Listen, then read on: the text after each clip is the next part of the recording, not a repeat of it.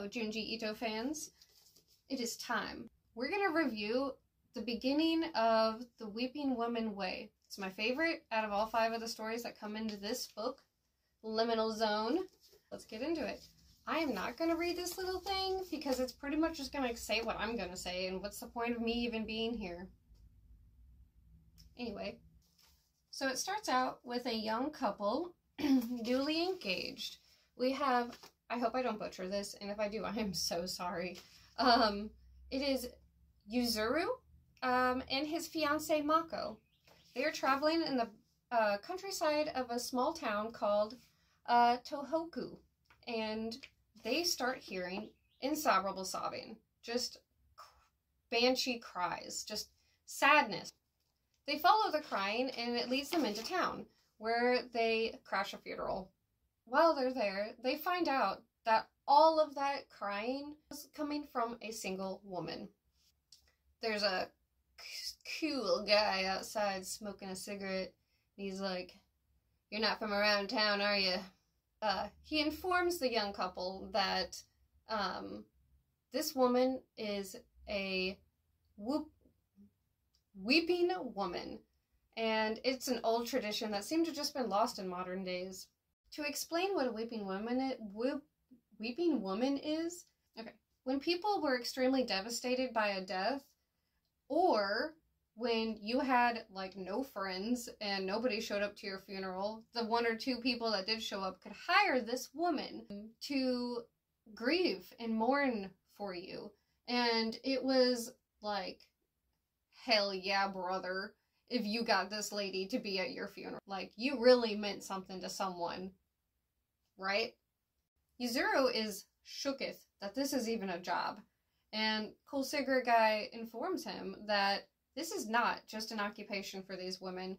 They have experienced such loss that they are proud and happy to do it. Watching this makes Mako start to cry. She just feels so much empathy towards these women and the things that they're doing, and all the grief that they must feel on a regular basis to want to cry that much.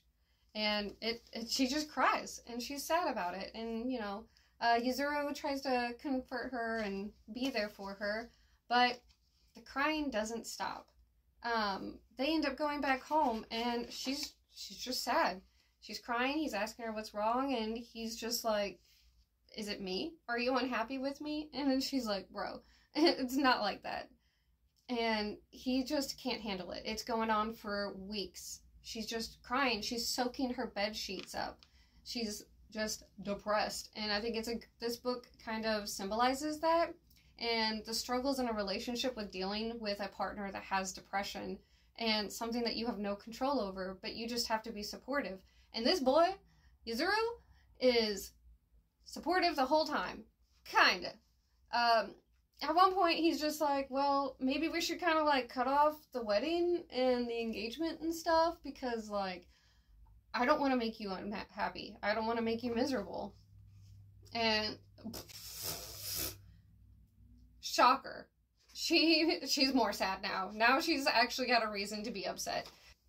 Not only does it make the relationship worse, but her excessive crying, for no reason, by the way, like, prior to, like, him kind of making her upset, she had no reason. She was just still grieving those women. Energy and everything just went into her and did not leave. And she's become so malnourished. He's taken her to mental hospitals. He's taken her to regular hospitals, trying to fix her and trying to find help. And at one point, he's just grasping for straws, and they're just walking around town together, and they find, what are these guys called? He's a destiny appraisal. You know, the face and palm readings. He's there for you on the street, ready to tell you what you need to do. And he says, the key is in Tohoku. They gotta go back. They do. They do go back. Mako's just crying the whole time. She's just got her glasses on because her eyes are so puffy and stuff. She doesn't want people to see her crying. On their way back to the village, they find a bog. The longer they look at this, the more they see twisted things happening in the distance. Out of the fog of the bog, they see faces and souls, and they're just twisting around, and they're classic Junji Ito. Like, you want to see some spooky souls? Like, we got you. We got ghosts in our blood. It freaks them out, and they travel farther in, and they start hearing cries again. So they're making their way back to the town, and this time, when they go to the town, there's signs everywhere. There's little flags and posters and wooden signs saying Weeping Women Way. And this is not the town of Tohoku that they had originally were looking for. This was Weeping Women Way. A completely shut off village all of these women live in. And while they're walking up into the floorboards and the bricks of the town, there are just tiny little streams, and they follow these streams, and it leads into the houses where these women are. So they find the Weeping Woman. They find the exact one that they had met at that funeral.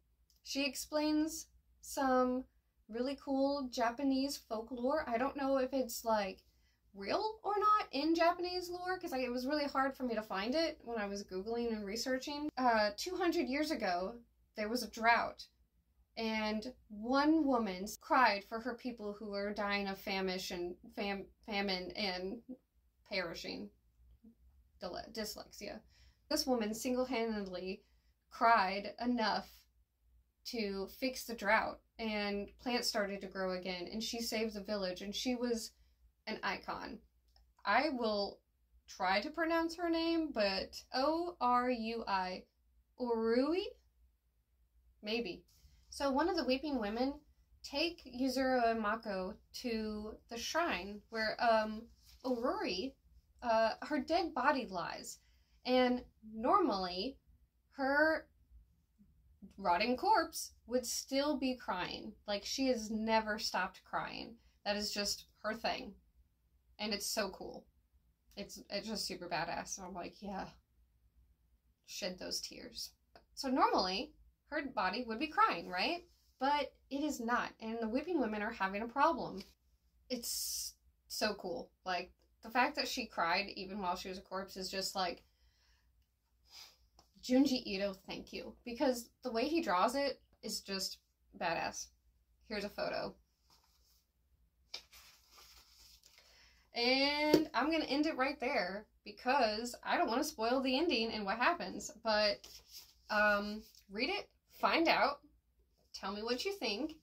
And apparently I need to go buy the book censor because it's part of it. I hope you enjoyed this and I didn't ruin it and I got your hopes up and teased you enough to make you buy that book and read it. And you're welcome. Junji Ito.